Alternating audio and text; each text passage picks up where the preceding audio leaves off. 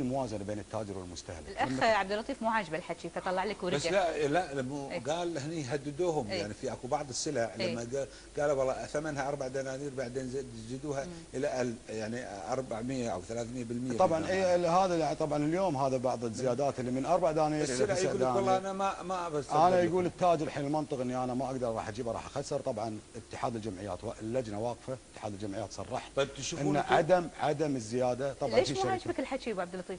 في الاخ عبد اللطيف تبون التعلق ما احب اقاطع انا، لا اسمح حد يقاطعني. ليش مو عاجبك الحكي؟ ماشي.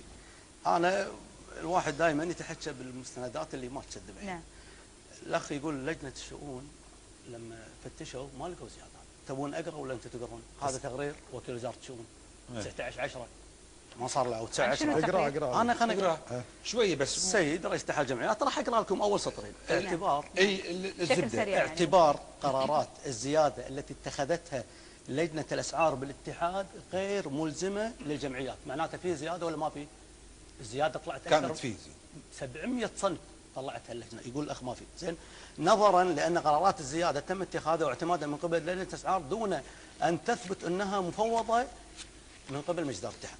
وبعدين هنا ايش قالت الشؤون؟ وقف عمل لجنه الاسعار الحاليه بالاتحاد. وتكليف مجلس الاداره باعاده وضع الضوابط. ليش؟ لان لقوا خلل وطلعوا تعاميم وهذه موجوده. الاخ الحين يقول ان اللجنه ما لقى مشكله. ممكن اجاوب على الموضوع. لا هالايام طبعا انا يا ليت الاخ عبد اللطيف يدقق بالمعلومه. يقول لك جميع القرارات الزياده. طبعا لجنه الاسعار فيها يعني انت منطق لجنه الاسعار هي لجنه الاسعار تقر الزياده، لجنه الاسعار تدخل اصناف جديده، لجنه الاسعار فيها امور كثيره من ضمنها الزياده. الزياده 1 2 3 4 يعني عده ارقام. يعني هذه الزياده يعني انشات اللجنه لتعطي بعد ممكن زياده 4 و5 و6% حسب ما يروه لجنه الاسعار. يقول غير ملزمه، هذا قرار اداري ما لم تعرض على مجلس الاداره. عرضنا جميع القرارات من بدايه السنه زين وتم موافقه عن طريق مجلس الاداره، ومجلس الاداره خاطب وزاره الشؤون في موضوع هذا. موضوع 700 سلعه طبعا انا كنت اتمنى انه يكون شكر لاتحاد الجمعيات. طبعا لجنه الاسعار يا اما تزيد يا اما ما تزيد، احد امرين لابد انك تسوي موازنه وتحاول تخفف الضغط او الاعداد الكبيره اللي تجيك عن طريق هذا. لجنه الاسعار سنه 2007 286 سلعه فقط. 2004 واعتقد اخوي عبد اللطيف الاميري كان موجود بالجمعيات التعاونيه تم زياده. انا بسال سؤال، لو الاخ عبد اللطيف كنت انت مكان الاخ محمد، كنت انت رئيس اتحاد الجمعيات، كنت راح تسوي في الضغط هذا اللي احنا نشوفه، ضغط التجار وضغط ناديه. سنه 2004 اخ عبد اللطيف كان موجود بالتعاونيات. 2004 تم زياده 1171 سلعه. يعني ما صارت الامور هذه وما صارت التحرك الكبير.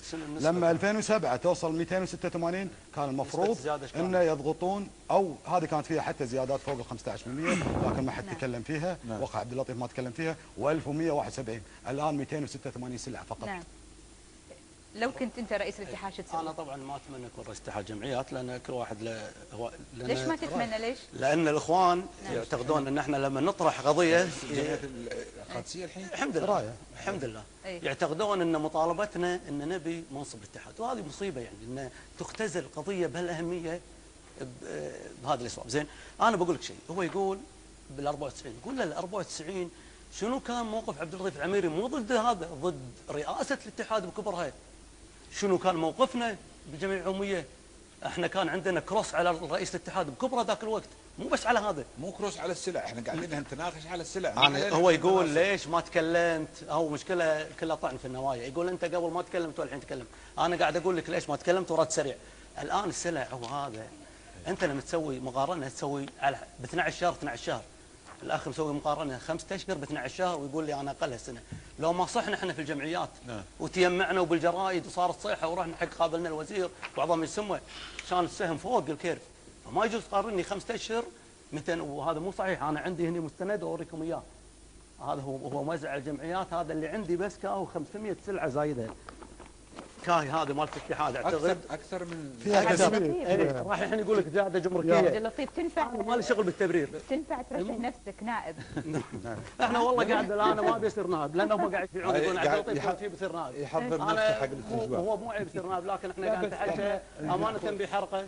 وانا ترى جايكم والله مو محضر. احنا بنرجع حق الجمعيات حبيبي، بنرجع احنا حق الجمعيات والمستهلك، لان المواطن الان قاعد يعني يتذمر صحيح ويشتكي من هذه الاسعار. يعني هل انتم او التجار او اصحاب المنشأ للسلع اللي هم زادوا الاسعار بناء عليها انتم زدتوا، او بداوا اصحاب المنشأ او اصحاب كل المواضيع او بعض قصدي السلع اللي زادوها، بدا في مناقشات مثل ما يقول الاخ محمد قال تناقشنا معهم سواء كان في بلد المنشأ او الاسعار او التجار. هل تناقشتوا معهم ولا لا؟ زين، طبعا التجار دائما احنا نحتك فيهم طبعا دائما بصفه مباشره باتحاد الجمعيات، وطبعا الان الاعداد صارت كبيره في موضوع الزيادات.